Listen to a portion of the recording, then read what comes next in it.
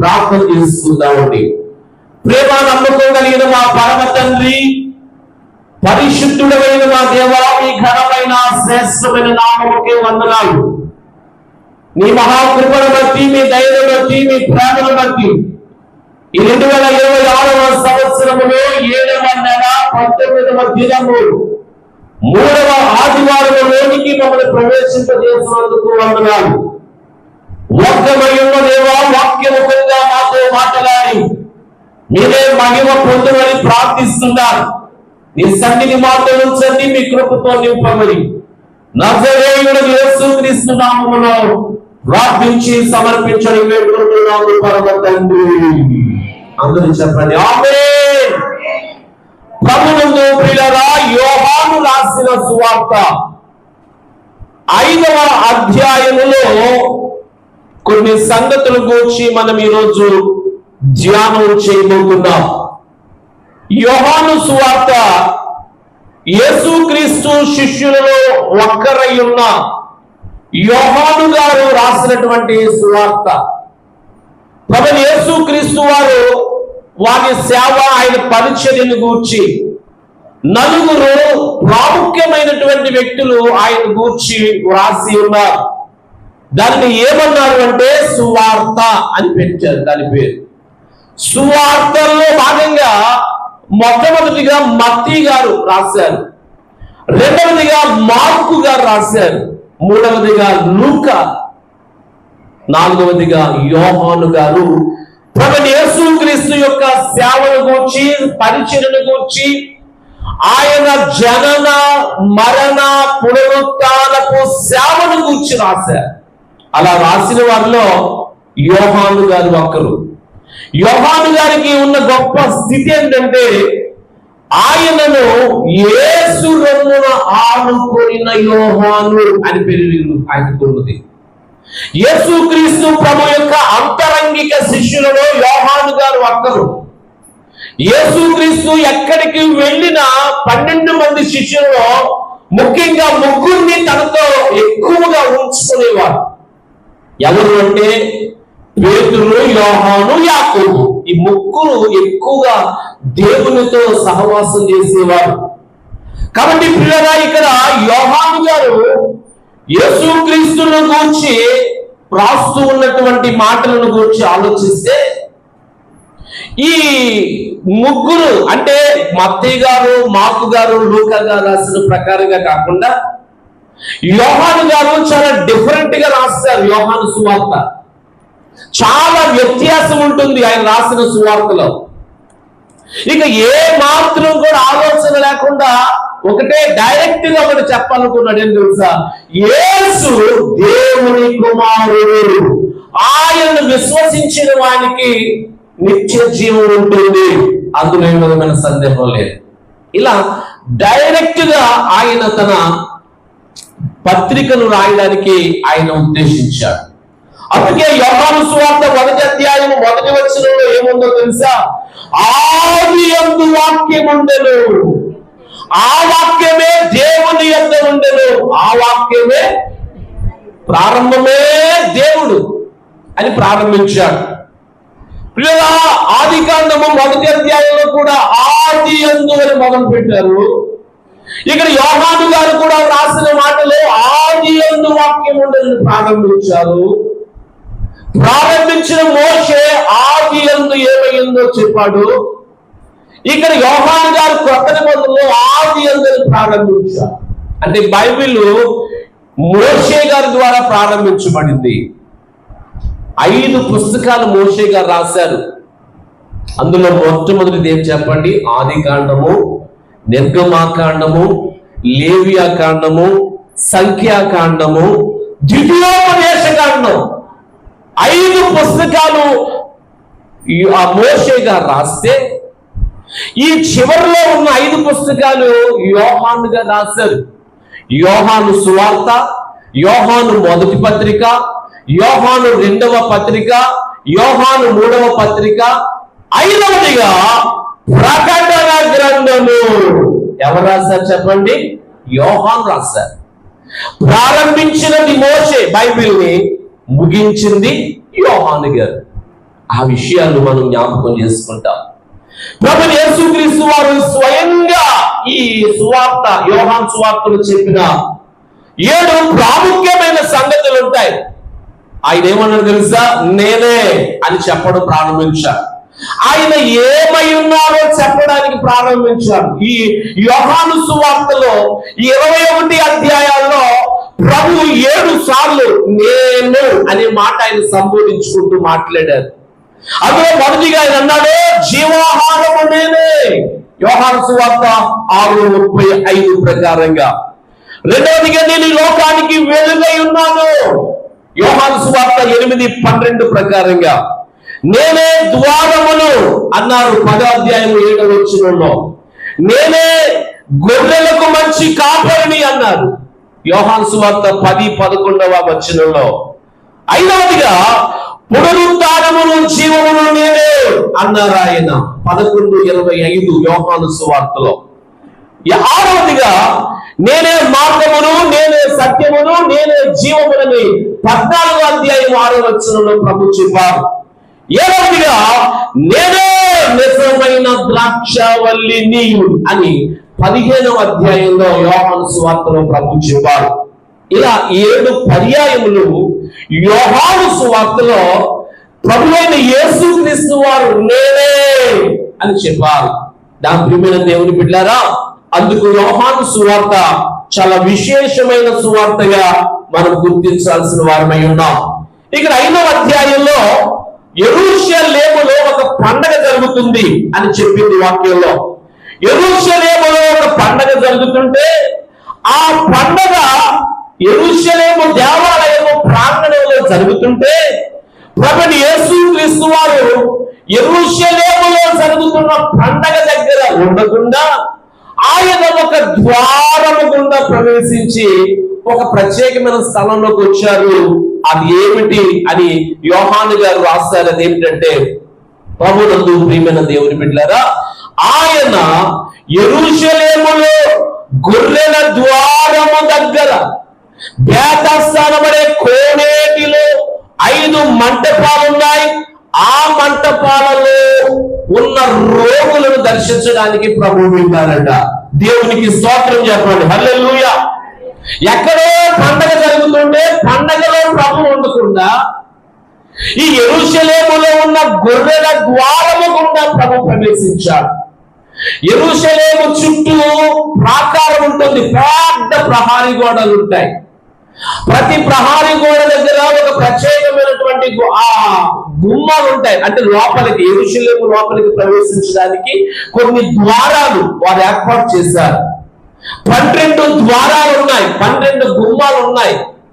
ఆ 12 గుమ్మాల్లో ఒకటైన గుమ్మము లేదా ద్వారం ఏంటంటే గొర్రెల ద్వారం. ప్రభువైన యేసుక్రీస్తు వారు 12 ద్వారాల్లో ఏ ద్వారం గుండా ఆయన వెళ్ళలేదు, కానీ గొర్రెల ద్వారం గుండా ఆయన యెరూషలేములోకి వచ్చారు. గొర్రెలు మాత్రమే ఆ యెరూషలేములోకి వస్తాయి ఆ ద్వారం గుండా. ప్రభువారు కూడా ఆ యెరూషలేములకు వచ్చే ద్వారం, మనుషులు వెళ్ళే ద్వారాలు ఉన్నాయి. ఆయా రీతులుగా గొర్రెలు, అలాగే గుర్రాలు, అలాగే నీటి మొగ్గ గుమ్మం అని చాలా గుమ్మాలు ఉన్నాయి. ఏ గుమ్మములో ప్రభు వెళ్ళలేదు, గొర్రెల గుమ్మములో నుండి ప్రభు వచ్చారు. ఏ గొర్రెలు యెరూషలేములోకి వస్తూ ఉండేవంటే, యెరూషలేము దేవాలయములో బలిపీఠము దగ్గర బలి అర్పించడానికి కొన్ని గొర్రెలను తోడుకొని వచ్చేవారు. ఆ గొర్రెలు వెళ్ళే మార్గం ఏంటంటే, ఇదిగో ఈ గొర్రెల ద్వారం గుండా ఆ గొర్రెలను తీసుకొని వచ్చేవారు. ఆ గొర్రెల ద్వారము గుండా ప్రభువైన యేసుక్రీస్తు వారు వచ్చారు. దేవునికి మహిమ కలుగును గాక. ఎందుకు ఆయన గొర్రెల ద్వారంగా వచ్చారు అంటే, యెరూషలేము దేవాలయములో గొర్రెల గుమ్మము ద్వారా వచ్చిన అనేకమైన గొర్రెలు మనుషులు చేసిన పాపములకు పరిహారార్థముగా అక్కడ బలి అర్పించబడుతున్నాయి. ఇప్పుడు అసలైన గొర్రె పిల్ల ప్రభువైన యేసుక్రీస్తు వారు నేరుగా ఆ గొర్రెల ద్వారం గుండా లోపలికి వచ్చారు. ఆ గొర్రెల ద్వారం గుండా లోపలికి వచ్చారు. ఎందుకంటే ఆయన మొదకు తేబడిన గొర్రె పిల్ల, బాప్తిసం ఇచ్చే యోహాను గారు ఏమంటున్నారంటే, ఇదిగో లోక పాపములు మోసుకొని పోవచ్చున్న దేవుని గొర్రె పిల్ల. కాబట్టి ఇప్పుడు ప్రభువారు ఏ ద్వారం గుండా వచ్చారు? గొర్రెల ద్వారం గుండా వచ్చారు. ఎందుకు వచ్చారు? ఆయన మనందరి పాపముల కోసం బలి అయిపోతున్న గొర్రె కనుక ఆయన ఆ ద్వారం గుండా లోపలికి ప్రవేశించారు. ఆ ప్రవేశించిన ప్రభు యెరూషలేములో జరుగుతున్న పండగ వాతావరణంలోనికి వెళ్ళి ఆయన సంతోషించాలనుకోలేదు, కానీ 5 మంటపాలలో ఉన్న రోగులను దర్శించాలని, ఆ రోగులను పరామర్శించాలని, వారు పడుతున్న బాధలు చూడాలని, వారి కష్టాలను గమనించాలని ప్రభువారు గొర్రెల ద్వారం గుండా ప్రవేశించి ఆ మంటపాలు అంటే యెరూషలేములో అందులో సకల వ్యాధులు కలిగిన రోగులు ఉన్నారు. అక్కడ భయంకరమైనటువంటి రోగముల చేత బాధింపబడుతున్న వారు ఉన్నారు. అక్కడ ఉన్నటువంటి ఆ రోగుల యొక్క చరిత్ర మనం చూస్తే వారు ఎట్టి వ్యాధి గలవారు అక్కడ ఉన్నారు. భయంకరమైనటువంటి గుడ్డివారు కాళ్ళు చేతులు గలవారు గుంపులుగా అక్కడ పడి ఉన్నారు. వారి పరిస్థితులు ఎలా ఉంటాయి గమనించండి. ఏడ్చే వాడొకడు, బాధపడే వాడొకడు, కన్నీరు కాచే వాడొకడు, మా పరిస్థితులు ఎందుకు ఇలా అయిపోయాయి ఏడ్చి ఎంతో దుఃఖించారు. అందరూ కూడా గోల ఏడ్పులే ఉన్నాయి, అక్కడ సంతోషం లేదు. అటువంటి స్థలములోనికి ప్రభువైన యేసుక్రీస్తు వారు వెళ్ళారు అనే మాట గమనించాలి. ఎన్ని మంటపాలు ఉన్నాయి చెప్పండి? 5 మంటపాలు ఉన్నాయట. పరిశుద్ధ బైబిల్ గ్రంథంలో 5 అనే సంఖ్యకు చాలా ప్రాముఖ్యత ఉంది. 5 అనబడే సంఖ్య యొక్క ప్రాధాన్యత మొట్టమొదటిది 5 సృష్టి 5 రోజుల్లో దేవుడు నిర్మాణం చేశాడు తన నోటి వాక్కు చేత. 5 రోజుల్లో సృష్టిని దేవుడు కలుగు చేశాడు. రెండవదిగా ప్రియులారా, ప్రభువైన యేసుక్రీస్తు వారికి ఉన్న నామములు 5. యెషయా గ్రంథంలో యెషయా భక్తుడు 9:6 అంటాడు, ఆశ్చర్యకరుడు, ఆలోచనకర్త, బలవంతుడైన దేవుడు, నిత్యుడకు తండ్రి, సమాధానాధిపతి అని 5 పేర్లను కీర్తనకారుడు యెషయా గారు రాస్తూ వచ్చారు. అలాగే పరిశుద్ధ గ్రంథంలో ధర్మశాస్త్రమును 5 కాండములుగా విభజించారు. మనం చదివిన ధర్మశాస్త్రములో ఉన్న ఆది కాండము, నిర్గమకాండము, లేవియా కాండము, సంఖ్యాకాండము, ద్వితీయోపదేశ కాండములు 5 కాండములు, పంచకాండములు 5 పుస్తకాలుగా మనం గుర్తిస్తాం. ప్రియమైన దేవుని బిడ్డలు జ్ఞాపకం చేసుకోవాలి. అలాగే ఆ గొల్యాతును కూడా హతమార్చడానికి దావీదు గారు తన ఒడిశలలో నింపుకొని వెళ్ళిన రాళ్ళు 5 రాళ్ళు అని గమనిస్తున్నాం. ఇంకా ముందుకు వెళితే ప్రభువైన యేసుక్రీస్తు సర్వ మానవాళి పాప పరిహారార్థమై ఆయన శిలువలో తన ప్రాణాన్ని పెట్టడానికి మనందరి కొరకు పొందిన గాయాలు పంచగాయాలు 5 గాయాలు అని మనం గుర్తిస్తున్నాం ప్రియులారా. అందుచేత 5 చాలా విశేషమైనటువంటి సంఖ్యగా మనం గుర్తిస్తాం. ఇప్పుడు ప్రభువైన యేసుక్రీస్తు వారు ఆ బేతస్దా కోనేటిలో ఉన్నటువంటి ఆ మంటపాలలోనికి వెళ్ళి ఆ మంటపాలన్నీ దర్శించి ఆ మంటపాలలో ఒక మంటపము దగ్గర ఉన్న ఒక వ్యక్తిని ఆయన గమనించాడు అని మనం గమనిస్తున్నాం. ఎవరు ఆయన అంటే గనుక 38 సంవత్సరాల నుండి భయంకరమైనటువంటి వ్యాధి కలిగిన ఒక మనుష్యుడు. ప్రభువైన యేసుక్రీస్తు వారు 6వ వచనంలో అంటాడు, యేసు వాడు పడి ఉండుట చూచి వాడప్పటికి బహుకాలము నుండి ఆ స్థితిలో ఉన్నాడని ఎరిగి. ఈ మాటను మనం ఒకసారి పరిశీలన చేయాలి. బహుకాలము నుండి ఆ స్థితిలో ఉన్నాడని ఎరిగి. ప్రభుకి ఎవరు చెప్పలేదు. చాలా దినాలుగా వీడు ఇక్కడే ఉన్నాడని ఎవరు ఆయనతో మాట్లాడలేదు. ప్రభు అతన్ని చూచిన వెంటనే ఇతడు బహుకాలం నుండి ఈ స్థితిలో ఉన్నాడని ఎరిగి ప్రభు అతనితో మాట్లాడడం ప్రారంభించాడు. అతడు కాలు చేతులు పడిపోయిన వాడుగా, వ్యాధిగ్రస్తుడిగా, లేవలేని వాడిగా, కదలలేని వాడిగా, పరిస్థితులన్నీ కఠినమైపోయిన వాడిగా ఆ స్థితిలో ఉన్నాడు వాడు. కాబట్టి అతడు స్వస్థత పొందుకోవడానికి అవకాశం లేదు. కారణం ఏంటంటే ఆ కోనేటిలో నీళ్లు కదిలించేటప్పుడు ఆ రోగులందరూ వెళ్ళి కోనేటిలో దిగాలి. అలా దిగడానికి ఇతడు ఏ విధంగానూ కూడా ముందుకు వెళ్ళలేకపోతున్నాడు కనుక బహుకాలము నుండి 38 ఏండ్ల నుండి ఆ వ్యాధితో అక్కడే పడి ఉన్నాడు అనే విషయాన్ని మనం జ్ఞాపకం చేసుకుంటున్నాం. ఆ స్థితిలో బహుకాలము నుండి పడి ఉన్నటువంటి వ్యాధిగ్రస్తుడు, ఆ స్థితిలో ఉన్న వాటిని ప్రభు తన స్థితిని మార్చడానికి ఆయనే స్వయంగా దిగి వచ్చిన వాడై ఉన్నారు. కాబట్టి మీరు గమనించాలి, ఆ స్థితిలో ఉండడానికి గల 4 కారణాలు ఈ రోజు మధ్యాహ్నం మనం ధ్యానం చేసుకోవడానికి ఇష్టపడుతున్నాం ప్రియులారా. ఆ కారణం ఏ స్థితిలో ఉన్నాడో బహుకాలము నుండి వ్యాధి చేత పీడించబడుతూ ఇబ్బంది పడుతూ ఆ కోనేటిలో స్వస్థత పొందలేక ఆ వ్యక్తి ఆ స్థితిలో ఉన్నాడు. కాబట్టి ప్రభు ఆ స్థితిలో ఉన్నాడు.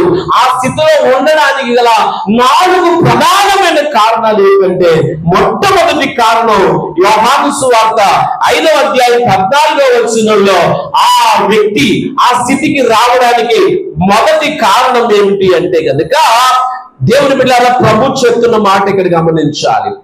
అటు తర్వాత యేసు దేవాలయములో వాడిని చూసి, ఇదిగో స్వస్థత పొందుకున్నావు, మరి ఎక్కువ కీడు నీకు కలగకుండా ఉండాలంటే ఇంకా పాపము చెయ్యొద్దు అని ప్రభు చెప్పారు. అంటే ఆ వ్యక్తితో మాట్లాడుతున్న ప్రభు అంటాడు, ఒకప్పుడు నువ్వు పాపము చేత, నీవు భయంకరమైనటువంటి పాపముల చేత పీడించబడడం ద్వారా ఆ వ్యాధి నీకు వచ్చింది. కాబట్టి నీవు ఇంకా ఎప్పటికీ పాపం చేయొద్దు, నీవు స్వస్థత పొందుకున్నావు కదా అని ప్రభు చెప్పాడు. అంటే మొట్టమొదటి వాడు ఆ స్థితిలో ఉండడానికి ప్రప్రథమ కారణం ఏంటంటే పాపము అని చెప్పాలి. పాపము చేత వాడు చేసిన అతిక్రమ క్రియల చేత అతడు బహుకాలము నుండి ఆ వ్యాధిగ్రస్తుడైపోయాడు. ఆ వ్యాధి అతన్ని ఇబ్బంది పెడుతుంది. ఆ వ్యాధి చేత అతను పీడించబడుతున్నాడు. ప్రథమ కారణం పాపము అని ప్రభు చెప్పారు. కాబట్టి ఇంకా నువ్వు పాపం చేయొద్దు, నీకు స్వస్థత వచ్చింది. కాబట్టి ఒకప్పుడు పాపం చేస్తావు, వ్యాధి వచ్చింది, దేవుడు నిన్ను స్వస్థపరిచాడు, ఇంకా పాపం చేయొద్దు, నువ్వు ఇంకా స్థితిలో ఉండొద్దు, నువ్వు ఇంకా పాపం వైపుకు వెళ్ళొద్దు అని ప్రభు చెప్పారు. కాబట్టి ఇప్పుడు ఆ వ్యక్తి 38 ఏండ్ల నుండి ఆ స్థితిలో ఉండడానికి మొట్టమొదటి కారణం ఏంటో చెప్పండి, అతను చేసిన పాపమే అని చెప్పాలి. అతను చేసిన అతిక్రమణ క్రియలే. ప్రియరా, జన్మతః అతనికి పాపం వచ్చి, రెండవది అతను చేసిన క్రియల ద్వారా అతను పాపిగా పిలువబడుతున్నాడు. అందుకు ప్రభు చెప్పాడు, నీవు బహుకాలం నుండి ఆ స్థితిలో ఉండడానికి ప్రథమ కారణం పాపమే. కాబట్టి ఇంకా నీవు పాపము చేయొద్దు అని ప్రభు చెప్పాలి. కాబట్టి ప్రభునందు ప్రియులారా, మన పాపముల చేత, అపరాధముల చేత మనము చచ్చిన వారమై ఉండగా ప్రభు తన శిలువ రక్తం ద్వారా మనల్ని కడిగి పవిత్రపరచడానికి ఆయనే పరలోక సింహాసనమును విడిచి శిలువ సింహాసనం వరకు తగ్గించుకున్నారు. ఎందుకు అంటే మన స్థితిని మార్చడానికే. దేవునికి స్తోత్రం కలుగును గాక. పిల్లరా, మొట్టమొదటి కారణం అతడు అతని స్థితిలో ఉండడానికి మొట్టమొదటి కారణం పాపమే అని చెప్పాలి. అతడు ఆ రోగానికి గురి కావడానికి కారణం పాపమే. తన జీవితంలో అనేక సమస్యలకు గురి కావడానికి కారణం పాపమే. కాబట్టి ఆ వ్యక్తితో ప్రభు చెప్పాడు, ఆ స్థితిలో ఉండడానికి ప్రప్రథమ కారణం పాపము అని చెప్పాడు. రెండవ కారణం ఏంటో కూడా మనం జ్ఞాపకం చేసుకుంటే 5వ అధ్యాయము 7వ వచనాన్ని మనం చూసుకుంటుంటే కనుక ఆ రోగి ప్రభువుతో చెప్తున్న మాట ఏమని చెప్తున్నాడంటే, ఇదిగో ప్రభు అంటాడు, నువ్వు అసలు బాగుపడాలని ఉందా నీకు? అసలు స్వస్థత పొందుకోవాలని ఉందా నీకు? అసలు ఏంటి సంగతి ఏంటి? 38 ఏండ్ల నుండి ఇక్కడే పడి ఉన్నావు, నీ పరిస్థితులు ఏంటి అని ప్రభు అడిగినప్పుడు ప్రభువు అతడు ఇచ్చిన ఆన్సర్ ఏంటంటే, సమాధానం ఏంటంటే, అయ్యా నీళ్లు కదిలించబడుతున్నప్పుడు నన్ను కోనేటిలోనికి తీసుకుని వెళ్ళడానికి అక్కడ గమనించాలి, నాకు ఎవరూ సహాయం చేయట్లేదు అని చెప్పాడు. దేవుడి బిడ్డలారా, అతడు ఆ స్థితిలో ఉండడానికి రెండవ కారణం ఏంటంటే, అతడు అంటున్న మాట ఏంటంటే, ఎవరూ సహాయం చేయట్లేదు, ఎవరూ నాతో మాట్లాడట్లేదు, ఎవరూ నా గురించి పట్టించుకోవట్లేదు, ఎవరు నన్ను ఈ స్థితిలో ఉన్నాడని పాపం నా మీద జాలి పడటం లేదయ్యా, అందుకే నేను అలా ఉన్నానయ్యా అంటున్నాడు. పిల్లలు గమనించాలి. వారు బహుకాలం నుండి ఆ స్థితిలో ఉండడానికి రెండవ కారణం ఏంటంటే, ఎవ్వరూ లేరు, నాకు సహాయం చేసేవారు లేరు, నన్ను పట్టించుకునేవారు లేరు, నా బాగోగులు చూసేవారే లేరు, అందరూ ఉన్నారు కానీ ఒంటరినైపోయాను. గల కారణం ఈ వ్యాధి నన్ను ఇలా ఒంటరిని చేసింది. నేను ఈ స్థితిలో ఉన్నాను, నాకు ఎవరు సహాయం చేయట్లేదు. కాబట్టి అతను ఏమని కారణం చెప్పాడు అంటే, రెండవ కారణం ఎవ్వరు లేరు అని చెప్పాడు. ఈ రోజు నాడు దేవుని పిల్లలా, మన జీవితంలో అందరూ ఉన్నారు అని బ్రతుకుతున్న మన బ్రతుకులో చివరిగా మన జీవితంలో ఎవ్వరు మనకు ఉండరు. ప్రభు తప్ప మరెవ్వరు మనకు సహాయం చేసేవారు ఉండరు. పిల్లలా, ఎంతమంది బంధువులున్నా, స్నేహితులున్నా, రక్త సంబంధికులున్నా, నీకెంత ధనం ఉన్నా, ఆస్తులున్నా, పాస్తులున్నా, ఈ రోజు మనము ఎవరు చెప్పండి? ఒంటరి వారమే. ఖచ్చితంగా మనం ఒంటరి వారమే చెప్పడానికి ఏమాత్రం సందేహం లేదు. అందుకే ప్రియులారా, ప్రభువైన యేసుక్రీస్తు వారి యొక్క శక్తి కలిగిన నామములో అతను ఏమంటాడు తెలుసా? ఎవరు నాకు లేరు. ఎందుకు లేరయ్యా? నాకు బాగున్నప్పుడు అందరూ ఉన్నారండి, నాకు ఆస్తున్నప్పుడు అందరూ నాతోనే ఉన్నారండి, నా పరిస్థితులు బాగున్నప్పుడు నాతోనే ఉన్నారండి, నాకు పదవి ఉన్నప్పుడు అందరూ నాతోనే ఉన్నారండి, నేను సహాయం చేసినప్పుడు అందరూ నాతోనే ఉన్నారండి. కానీ వ్యాధి వచ్చాక, ఈ రోగం వచ్చాక, నా ఆస్తంగా పోయాక, నా సంపదగా పోయాక ఎవరు నన్ను పట్టించుకోవట్లేదు. నా అన్నదమ్ములు కూడా నన్ను పట్టించుకోవట్లేదు, నా భార్య బిడ్డలు కూడా నన్ను పట్టించుకోవట్లేదు, నా కొడుకులు కూడా నన్ను పట్టించుకోవట్లేదు. అయ్యా, నాకెవ్వరూ లేరు. దిగులుతో, వేదనతో ఉన్నాడు. నా ప్రియులగా, ఎవరు లేక ఒంటరి అయిపోయిన పరిస్థితి, ఎవరు పట్టించుకోని స్థితి. నాకెవ్వరూ లేరండి, చెప్పుకోవడానికి చాలా మంది ఉన్నారండి, కానీ ఇప్పుడు నాకు సహాయం చేసేవారు ఎవ్వరూ లేరండి, నాకెవ్వరూ లేరు.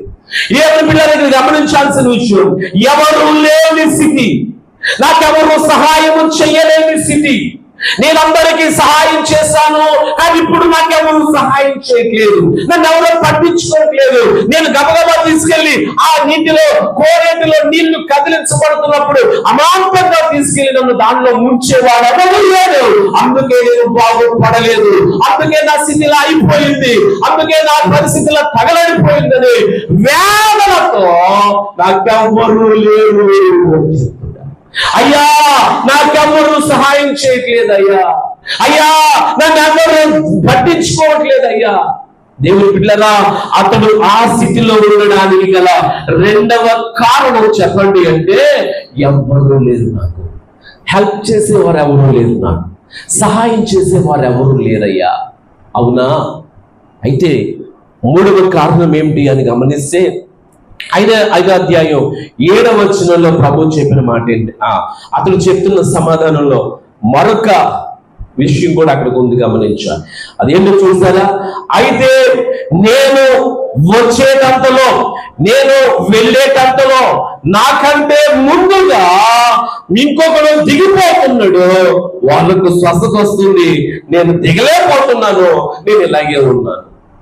కాబట్టి నాకంటే ముందు ఎవరో వెళ్తున్నారు, వాళ్ళందరూ బాగుపడుతున్నారు, వెళ్ళిపోతున్నారు, వాళ్ళందరూ స్వస్థత పొందుకున్నారు, వెళ్ళిపోతున్నారు. నాకంటే వెనకాల వచ్చిన వాళ్ళు ముందే దిగిపోతున్నారు, స్వస్థత పొందేస్తున్నారు, వెళ్ళిపోతున్నారు. నా బతుకు ఇలాగే ఉండిపోయింది, ఎప్పటికీ నేను ఇలాగే ఉండిపోయానని రెండవ కారణం ఇక్కడ ఆ వ్యక్తి చెప్తున్నాడు. అతను ఏమన్నాడు?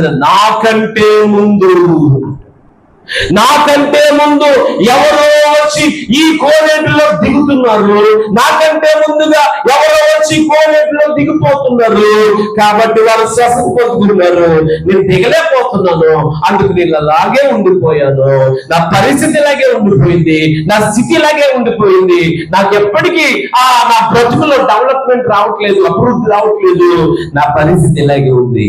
అని చెప్తున్నాడు. నాకంటే ముందుగా వేరే వాళ్ళు వచ్చి దిగి వెళ్ళిపోతున్నాడు, స్వస్థత పొందేసుకున్నారు.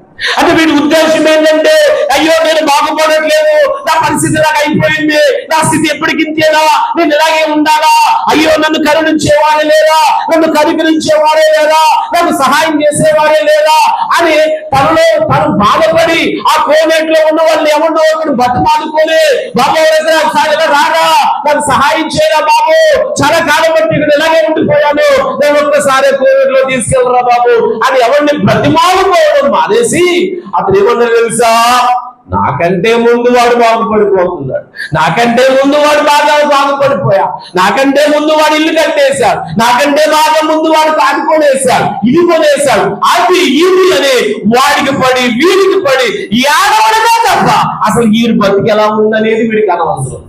ఎప్పుడు చూసిన వాడికి పడాడో, వీడికి పడాడో, దానికి పడాడో, దీనికి పడాడో, ఇలా ఏడవడమే తప్ప అసలు నా బతికిలాగా అయిపోయింది, ఇప్పుడు నా పరిస్థితి ఏంటి, ఇప్పుడు నేను కోవిడ్లోకి ఎలా దిగాలి, ఎవరినైనా సహాయం కోరుకుంటే బాగుంటుందేమో, ఎవరినైనా బతికోరుకుంటే బాగుంటుందేమో, ఏదో రకంగా దీనిలో మనం వెళ్ళి స్వస్థత పొందుకుని ముందుకెళ్ళిపోతాం నాయన అని ఆలోచన లేదు వీడికి.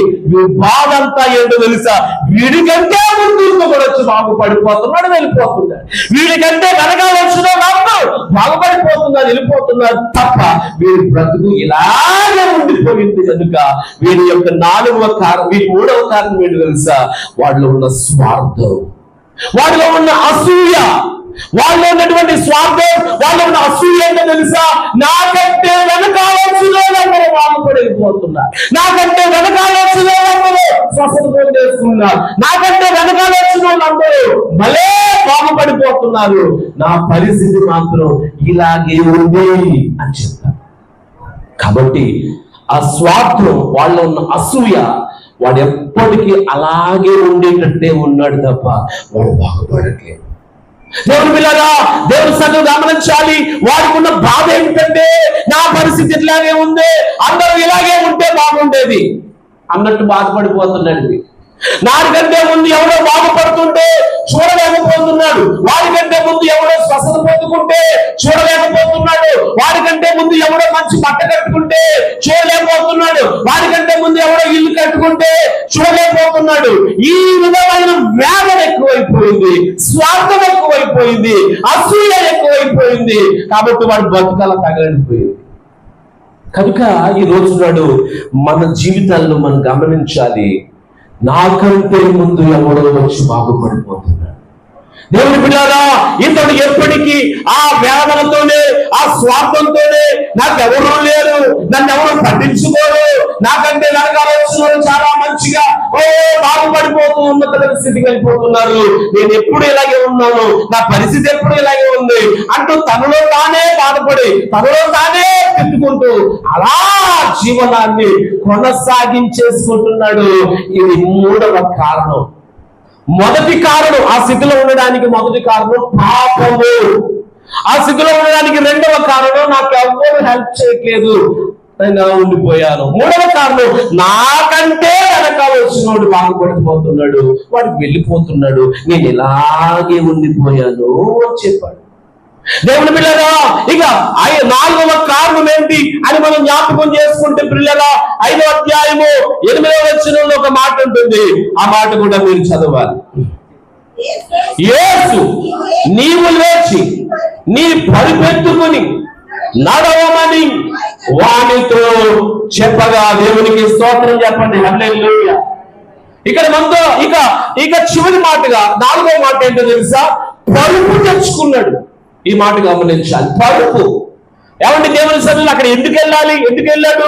స్వస్థత పొందేసి మళ్ళా ఇంటికి వెళ్ళిపోవడానికి వచ్చాడు. అక్కడికి 5 మంటపాల్లో రోగులందరూ స్వస్థత పొందుకుంటున్నారు, ఎవడు అక్కడ ఉండట్లేదు, గబగబా ఇంటికి వెళ్ళిపోతున్నాడు. ఎవడైనా హాస్పిటల్కి వెళ్ళేటప్పుడు పిల్లల ముందేం చేస్తాడు, చెకప్ చేయించుకోవడానికి వెళ్తాడు. అతను ఏం చేస్తాడు, పిల్లల మందులు రాస్తారేమో, టెస్టులు చేస్తారేమో అని వెళ్తారు. ఎవరైనా అలా వెళ్ళినప్పుడు టెస్టులు చేసినప్పుడు డాక్టర్ గారు టెస్టులు చూసినప్పుడు అంటారు, అమ్మా నీ పరిస్థితి బాగోలేదు, నువ్వు 5 రోజుల పాటు హాస్పిటల్లోనే ఉండాలి అన్నప్పుడు వెంటనే అలాగా అన్నప్పుడు ఇంటికి ఫోన్ చేసి, అయ్యా మమ్మల్ని నన్ను హాస్పిటల్ ఉండిపోమన్నారు కాబట్టి ఆ దుప్పటి, ఆ తలగడ, ఆ బట్టలు, అవి ఇవి, వాటర్ బాటిల్, నీళ్లు, అవి ఇవి పట్రా అని చెప్తారు.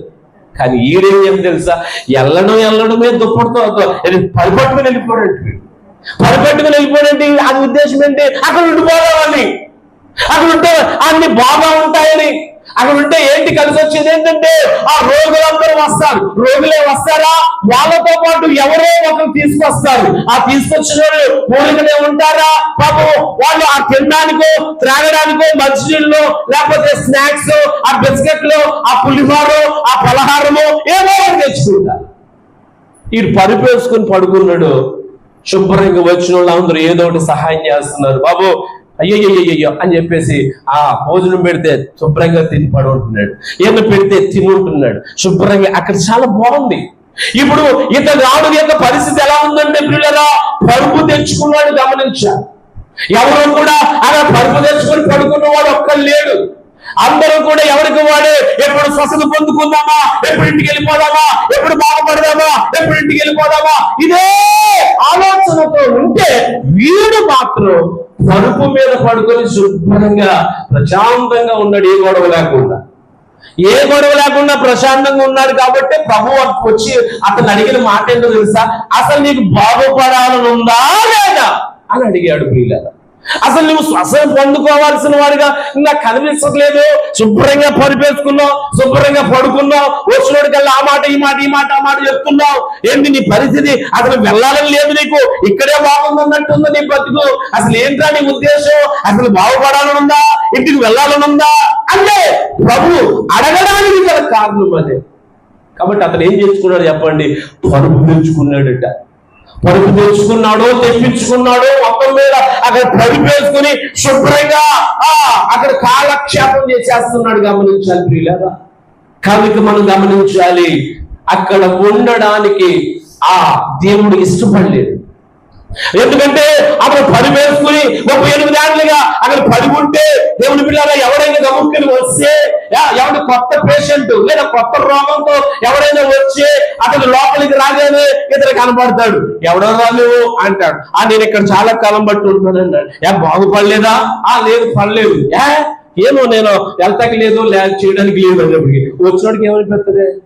ఊరు బాబు 38 ఏళ్ళు బట్టి ఉంటున్నాడంటే వీడికే లేదంట స్వస్థత. ఇప్పుడు వచ్చా మనకేం పని అవుద్ది, మనకేం స్వస్థత వస్తుంది, మనకేం వద్దు, మీదే వద్ది, అదే పని అవుతురా వెళ్ళిపోదాం అని వచ్చిన వాళ్ళందరూ అవిశ్వాసంతో వెనక్కి వెళ్ళిపోవడానికి ఇది కారణంగా ఉన్నాడు ఇక్కడ. కాబట్టి ఈ పరిస్థితిలో ఉన్న ఈ వ్యక్తిని ఇక్కడ ఉండనివ్వకూడదని ప్రభువు యోచించి, ప్రభువులకు ప్రియులారా, అతని స్థితిని గమనించిన పరిస్థితిని గమనించిన వాడు పరుపు తెచ్చుకున్నాడు. కాబట్టి ప్రభు చెప్తున్న మాట ఏంటంటే, నీ పరుపు ఎత్తుకుని వెళ్ళిపో అన్నాడు. నీవు ఇక్కడ పరుపును వదిలేసి వెళ్ళే ఇబ్బందే. ఈ పరుపు ఎవరిదని ఆరాధిస్తారు వచ్చిన వాళ్ళందరూ. ఆ పరుపు చూసిన వాళ్ళు, ఈ పరుపు అండి 38 ఏళ్ళ బట్టి ఒక రోగి ఇక్కడ పడి ఉన్నాడండి, వాడదండి అని చెప్తాడు. అయ్యి బాబోయ్ 38 ఏళ్ళ బట్టి పడి ఉన్నాడా, బాగుపడలేదా? 38 ఏళ్ళకి వాడికి స్వస్థత వచ్చిందా? వాడికే 38 ఏళ్ళకి స్వస్థత వస్తే మనకి ఎప్పుడు వస్తుందో ఏంటో అనుకుంటారు. కాబట్టి అన్నాడు, ఆ పరుపు కూడా అక్కడ ఉండాలి. నీ ఆనవాళ్ళేది ఇక్కడ ఉండకెళ్ళాను, ఎలా పరిపెట్టు పరిగెత్తుకుని వెళ్ళిపోమని ప్రభు ఆదేశించాడు. దేవునికి స్తోత్రం కలుగును గాక. వాడి స్థితిని మార్చేశాడు. వాడు ఆ స్థితిలో పడి ఉన్నాడని ఎరిగి బహుకాలము నుండి ఆ స్థితిలో అతడు ఉన్నాడని ప్రభు గుర్తించి ప్రభు చెప్పాడు, నీ పరిపెట్టుకుని వెళ్ళిపో. స్థితిని మార్చగలిగిన దేవుడు, పరిస్థితులను మార్చగలిగిన దేవుడు, సర్వశక్తిమంతుడైన దేవుడు పిల్లరా యెరూషలేములో గొర్రెల ద్వారము గుండా ప్రవేశించి ఆయనే స్వయంగా పడి ఉన్న రోగి దగ్గరకు వచ్చి ఆయనే స్వయంగా ఆ వ్యక్తితో మాట్లాడుతున్నాడు. ఆ మంటపాలు 5 మంటపాల్లో విస్తారమైన రోగులు ఉన్నారండి. చాలా మంది రోగులు ఉన్నారండి. వ్యాధి గలవారు ఉన్నారు, గుడ్డివారు ఉన్నారు, కుంటివారు ఉన్నారు, మోసగాళ్ళు చేతులు గలవారు ఉన్నారు. చాలా విస్తారమైన ప్రజల చేత, గోళ చేత, ఏర్పు చేత ఆ మంటపాలన్నీ ఉన్నాయి. ఏ మంటపంలోనికి ప్రభు వెళ్ళలేదు, వీడున్న దగ్గరికి వచ్చా. ఆ స్థితిలో బహుకాలము నుండి వాడు పడి ఉన్నాడని ప్రభు గుర్తించా. ఆ ఒక్కని కోసం ఆయన యెరూషలేములో ఆ పండుగను విడిచిపెట్టి, ఆ పరిస్థితిని విడిచిపెట్టి, వీడి స్థితిని మార్చడానికి, వీడి పరిస్థితులను మార్చడానికి ప్రభువే స్వయంగా అతని యొద్దకు వచ్చేసాడు. దేవుని బిడ్డలను గమనించాలి. కాబట్టి యోహాను సువార్త ఈ 5వ అధ్యాయములో మనం గుర్తించుతున్నటువంటి వ్యక్తిని మనం జ్ఞాపకం చేసుకున్నట్లయితే కనుక అతడు ప్రభువు చెప్పిన మాట ఏమిటంటే 8వ వచనం అంటాడు, నీ పరుపెట్టుకొని నడుమని చెప్పగానే వాడు వెంటనే స్వస్థత పొందుకుని పరుపెట్టుకొని నడిచి వెళ్ళిపోయాడు అని మాత్రం గమనిస్తున్నా. 38 ఏండ్ల నుండి పడి ఉన్నటువంటి రోగి, 38 సంవత్సరాల నుండి రోగంతో పీడించబడుతున్న వ్యక్తి, అతను 38 సంవత్సరాల నుండి ఆ పరిస్థితిలో ఉన్నాడు. అప్పటికి ప్రభు యేసుక్రీస్తు వారి యొక్క వయస్సు 33 సంవత్సరాలు లేదా 32 సంవత్సరాలు. అంటే యేసయ్య కంటే వీడే సీనియర్ వ్యాధిలో, రోగములో, ఇబ్బందిలో. కాబట్టి ప్రభు చెప్పాడు, నీవు స్వస్థత పొందుకున్నట్లుగా నీ పరుపెత్తుకుని నీవు నడుమని ప్రభు చెప్పారు. ప్రభునందు ప్రియమైన దేవుని బిడ్డలారా, ఆ స్థితిలో ఉండడం నా ప్రభువుకి ఇష్టం లేదు.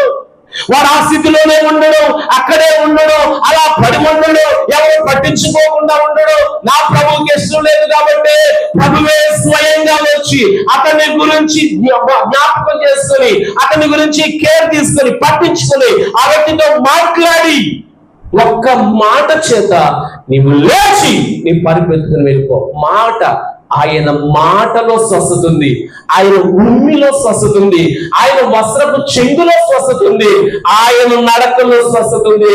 ప్రియా దేవుని బిడ్డలారా, ఇక్కడ మనం గుర్తించుచున్న మాట ఏమిటంటే ఆ స్థితి నుంచి దేవుడు తన స్థితిని మార్చేశాడు. అతను కోనేటిలోకి దిగాల్సిన అవసరం లేకుండానే, అతను కోనేటిలోనికి వెళ్ళక్కర్లేకుండానే ప్రభువే స్వయంగా వచ్చి ఆ వ్యక్తిని అక్కడ నుండి ఖాళీ చేయించి ఇంటికి పంపించేశాడు. నా ప్రియమైన దేవుని బిడ్డలారా, ఆ 38 సంవత్సరాలలో బహుకాలముగా ఆ వ్యక్తి యొక్క స్థితి మార్చిన దేవుడు ఈ రోజు మధ్యాహ్నపు వేళ నీ స్థితిని, నా స్థితిని కూడా మార్చగల దేవుడై ఉన్నాడు. ఆయనే సర్వశక్తిమంతుడైన దేవుడు, మనము ఆరాధిస్తున్న దేవుడు, నజరేయుడగు యేసు అని చెబుతున్నా. నా ప్రియమైన దేవుని బిడ్డలారా, నీవు ఏ స్థితిలో ఉన్నావో ఈ మధ్యాహ్న వేళ నీ స్థితులన్నీ దేవుడు మార్చగలడు. ఆయనే స్వయంగా వచ్చి ఆ వ్యక్తిని పరామర్శించాడు. ఎవరు నన్ను పట్టించుకుంటలేదండి, అందుకే వచ్చాను నేను. ఎవరు నన్ను కోనేటిలోనికి దిగడానికి సహకరించడం లేదండి, ఎస్ అందుకే వచ్చా. నాకు తెలుసు నీ పరిస్థితులన్నీ, నాకు తెలుసు నీ ఇబ్బంది అంతా, నాకు తెలుసు నీ బాధ అంతా, నాకు తెలుసు నీ కష్టం అంతా, నాకు తెలుసు నీ కన్నీరు, నాకు తెలుసు నీ పరిస్థితులన్నీ, నాకు తెలుసు. కాబట్టి నేనే నీ కోసం దిగి వచ్చేసాను. ఆ స్థితిలో ఉన్న వ్యక్తిని బాగు చేసి అతన్ని ఇంటికి పంపించిన దేవుడై ఉన్నాడు. అది చేత మనం జ్ఞాపకం చేసుకోవాల్సిన విషయం. కావాలని పడగొట్టుకుని దేవుని పిల్లగా ఆ వ్యక్తి కోసమే ఎందుకు వచ్చాడు అంటే 5వ అధ్యాయం 21లో యోహాను గారు మాట్లాడుతున్నాడు. 5వ అధ్యాయం 21 వచనంలో దేవుని పిల్లగా జ్ఞాపకం చేసుకుంటే కనుక, తండ్రి మృతులను ఎలాగూ లేపి బ్రతికించునో అలాగే కుమారుడు తనకిష్టమైన వారిని బ్రతికించును. గమనించు, చూసారా, దేవుడు అతని యొక్క స్థితిని గమనించి తనకిష్టమైన వాడై ఉన్నాడు. ఇతడు ఎవరికి ఇష్టం లేదు కాబట్టి వాడిని అక్కడ పడేశారు. కానీ దేవుడు తన కుమారుడు యేసుక్రీస్తు వారు అతనికి వాడు ఇష్టమయ్యాడు, ప్రభువుకి ఇష్టమయ్యాడు కనుక అతని దగ్గరికి వచ్చి పాపము చేత ఎవరు సహకారము చేయలేని స్థితిలో ఉన్నాడు. కాబట్టి అతనికి సహాయము చేయడానికి ప్రభువే స్వయంగా వచ్చి అతన్ని బాగు చేశాడు. అలా పడి ఉన్నటువంటి రోగి, అలా పడి ఉన్న వ్యక్తి ఎవరంటే పాపముల చేత, అపరాధముల చేత చచ్చిన వారమై ఉన్న మనం. పిల్లరా, అటువంటి స్థితిలో ఉన్న మనలను ఆ సాక్షాత్తు ప్రభువు యేసుక్రీస్తు వారు మనలను ప్రేమించి పరలోకాన్ని లోకాన్ని విడిచి ఈ లోకానికి మానవ రూపమును ధరించి కన్య మరియ గర్భాన పుట్టి 33 సంవత్సరాలు జీవించి ఆయనే మన కోసం స్వయంగా తన ప్రాణమును శిలువలో పణంగా పెట్టి తన రక్తాన్ని మన కొరకు ధారలుగా చిందించి ఆ రక్తము ద్వారా చచ్చిన స్థితిలో ఉన్న మనలను జీవింప చేయడానికి, మన పాపముల నుండి మనం విడిపించడానికి, మన అపరాధముల నుండి మనం విడిపించడానికి, చచ్చిన వారమై ఉన్న మనం బ్రతికించడానికి ఆయనే స్వయంగా ఈ లోకానికి శరీరధారిగా నరావతారిగా యేసుక్రీస్తు నామధేయునిగా ఆయన దిగి వచ్చి మన స్థితిని, మన పాపపు స్థితిని మార్చేశాడు. దేవునికి స్తోత్రం చెప్పాలమ్మా. హల్లెలూయా. అందుకే జీవితంలో, భూమి మీద చరిత్రలో నిలిచిపోగలిగిన గొప్ప దేవుడు ప్రభువు యేసుక్రీస్తు. ఆయన 2 విషయాల్లో ఆయన నేను అని మాట్లాడారు. ఏమన్నాడో తెలుసా? ఒక్క దినాన్న పొద్దున్నే ఇక తెల్లారిందో లేదో ఒక పాపాత్మురైన స్త్రీని తీసుకొచ్చి దేవాలయంలో, సమాజ మందిరములో ఆయన ఉండగా ఆయన దగ్గర ఆమెను అలా పడేసి వెంటనే వీళ్ళందరూ అడుగుతున్నారు, రాళ్ళు పట్టుకున్నారు, చేత్తో వెనకాల పెట్టుకున్నారు. ఇదిగో ఓ బోధకుడా, ఈమె పాపం చేస్తుండగా ఈమెను మేము పట్టుకున్నాం, పాపం చేస్తుండగా మాకు దొరికింది, రెడ్ హ్యాండెడ్ గా తీసుకొచ్చేసాం, ఇదిగో ఈమెను రాళ్లతో కొట్టి చంపేయమని మోషే ధర్మశాస్త్రంలో చెప్పాడు. కాబట్టి ఇదిగో ఈమె రాళ్లతో కొట్టి చంపడం నీకు ఇష్టమేనా అని అడగడం ప్రారంభించాడు. ప్రభు మౌనమైపోయాడు. కాసేపటికైనా ఒక మాట చెప్పాడు, సరే మీరు చెప్పింది చాలా కరెక్ట్, ఎందుకంటే మోషే ధర్మశాస్త్రాన్ని మనం కొట్టేయడానికి లేదు, మోషే గారు చెప్పారంటే మనం చెయ్యాలి, ధర్మశాస్త్రం చెప్పినట్టుగా చేయడానికి మనం ఉన్నాం. కాబట్టి ఈ రోజు నాడు మనం ఏం చేయాలి, మీరేం చేయాలో తెలుసా? మీలో పాపము చెయ్యలేదు అనుకుని ఎవడనుకుంటున్నాడో వాడు మొట్టమొదటి రాయి వేయండి అని ప్రభు చెప్పాడు. మొట్టమొదటి రాయి. నేను పాపం చేయలేదు, నేను ఏ దోషం చేయలేదు, చాలా నీతిగా బ్రతికేస్తున్నాను, నాకంటే నీతిమంతుడు పరిశుద్ధుడు ఎవడు లేడు అని ఎవరికి అనిపిస్తుందో వాడు మొదటి రాయి తీసి ఆమె మీద వేయండి అని ప్రభు చెప్పాడు. ఒక్కడు మాట్లాడట్లేదు, ఒక్కడు రాయి తీసి కొట్టడానికి సాహసం చేయట్లేదు, ఒక్కడికి ధైర్యం సరిపోవట్లేదు, ఎవరు సైలెంట్ అయిపోయాడు, అందరూ సైలెంట్ అయిపోయారు, రాళ్ళక్కడ పడేశారు, వెళ్ళిపోయారు. కానీ ప్రభునందు ప్రియమైన దేవుని బిడ్డలారా, మీలో ఎవడు పాపం చేయలేదో వాడు మొదటి రాయి వేయండి అంటే ఒక్కడు ముందుకు చేయలేకపోయాడు. అదే ప్రభువైన యేసుక్రీస్తు వారు పిలాతు కోర్టు ముందు, పిలాతు గవర్నర్ గారి ముందు అక్కడ దోషిగా నిలబెట్టే ప్రభు అక్కడ ఉండగా ప్రభు చెప్తున్న మాట ఏంటి తెలుసా? నాలో పాపం ఉన్నదని మీలో ఎవరైనా నిరూపించగలిగితే ఇక్కడికి వచ్చి మాట్లాడాలి. నాలో పాపం ఉంది, నేను ఫలానా పాపం చేశాను, ఫలానా చోట ఫలానా పాపం చేశానని మీలో ఎవరైనా నిరూపించగలిగితే, చూడగలిగితే ఎక్కడికి వచ్చి మాట్లాడండి అంటే ఒక్కడు రాలేదు. మీలో ఎవరు పాపం చేయలేదు నిలబడండి అంటే ఒక్కడు రాలేదు. ఇప్పుడు నాలో పాపం ఉంది రండి చూపించండి అంటే ఒక్కడు రాలేదు. అంత గొప్ప దేవుడు నా దేవుడు. హల్లెలూయా. ఏ భేదము లేదు, అందరూ పాపం చేసిన వాళ్ళే, కాబట్టి రాయి వేయలేకపోయారు. ఈయనేమంటుంది తెలుసా? నాలో పాపం ఉందని మీలో ఎవడైనా నిరూపిస్తాడా? దమ్ముంటే నిలబడండి రా అంటే ఒక్కడు రాలేదు. నా ప్రభు గొప్పతనం అంత గొప్పది. అందుకే ప్రభువుని మనము ఆరాధించడానికి ఆయన యోగ్యుడు. దేవునికి స్తోత్రం చెప్పండి గట్టిగా.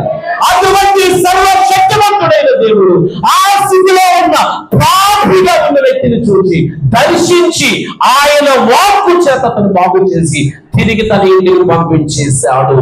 అతడు లేచి తన పరిపెట్టుకుని వెళ్ళిపోయాడు. 38 ఏళ్ళుగా ఆ పరుపు వాడిని మోసింది. ఇప్పుడు వాడే ఆ పరుపును మోసుకుంటూ వెళ్ళిపోతున్నాడు. దేవుని బిడ్డ, నువ్వు ఆ స్థితిలో పడి ఉండడం నా దేవునికి ఇష్టం లేదు. నువ్వు ఆ పరిస్థితిలో దిగజారిపోవడం నా ప్రభువుకి ఇష్టం లేదు.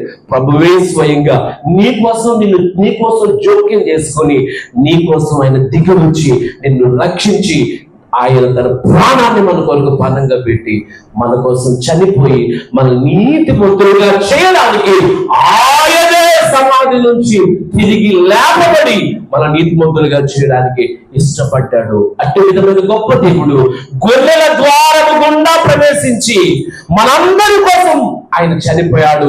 ఇప్పుడు ఆయన మరొక రెండవ రాకడ ద్వారా ఆయన మన కొరకు రాబోతున్నాడు. ఆయన వచ్చుచున్నటువంటి ఆ ఉన్నతమైన దినం కోసం మనం కనిపెట్టుకుంటున్నాం కనుక ఇప్పుడు ఆయన గొర్రె పిల్లవలే కాదు, యోధా గోత్రపు కొడవ సింహము వలె రాబోతున్నాడు. ప్రేమనందు పిల్లరా, సిద్ధపడిన వారిని ఆయన చెంతకు చేర్చుకోవడానికి ఆయన రాబోతున్న దినాల్లో ఉన్నాం. అటువంటి రాకడలో ఎత్తబడగలిగిన కృప, సర్వ కృపానిదేవు దేవుడు మనందరికీ దయచేయును గాక. ఆమేన్. మహాప్రేమయు మిక్కిలి కనికరము కలిగిన మా దేవా, పరిశుద్ధుడైన మా తండ్రి, మీ ఘనమైన పాదములకు స్తోత్రములు చెల్లిస్తున్నాం. మహిమాన్వితమైన మీ దయను బట్టి, మీ కృపను బట్టి, మీ లేఖనాల నుంచి మాతో మాట్లాడిన ప్రతి విషయాన్ని బట్టి వందనాలు. బహుకాలము నుండి మేము ఈ స్థితిలో పడి ఉన్నామని ఎరిగి మమ్మల్ని రక్షించి విమోచించడానికి నీవే ఈ లోకానికి రక్షకునిగా దిగి వచ్చి నా కొరకు, నా పాపముల కొరకు ప్రాణాన్ని పెట్టి రక్తాన్ని కార్చి విమోచించి విడిపించి బ్రతికించిన నీ ప్రేమకై నీకు స్తోత్రములు చెల్లిస్తున్నాను. దీవించి నడిపించి బలపరచుమని యేసు నామములో అడిగి వేడుకుంటున్నాం పరమ తండ్రి. ఆమేన్. ఆమేన్.